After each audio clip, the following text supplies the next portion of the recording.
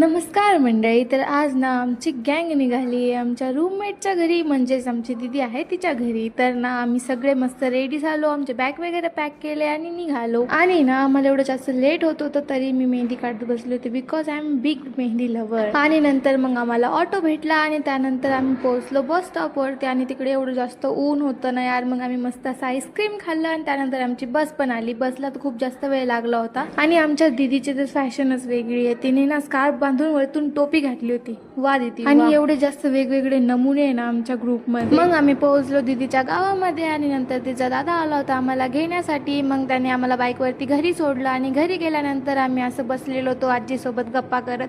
आणि त्यानंतर आम्हाला दीदीच्या घरी दिसली अशी मनी म्याऊ. आणि त्यानंतर रात्री ना आम्हाला दीदीने कामाला लावलं यार, पण जाऊ द्या, एवढं तर चालत असतं. आणि त्यानंतर मग आम्ही बसलो होतो गप्पा करत आणि सगळे फोन पण बघत होते. आणि त्यानंतर आम्ही मस्त असं मेथीची भाजी भाकरी जेवण केलं. अँड घरचं जेवण म्हणजे यार काही असो ते खूप छान लागतं. मग नंतर गेलो आम्ही झोपायला. Okay friends, bye bye. And follow करून घ्या. ओके.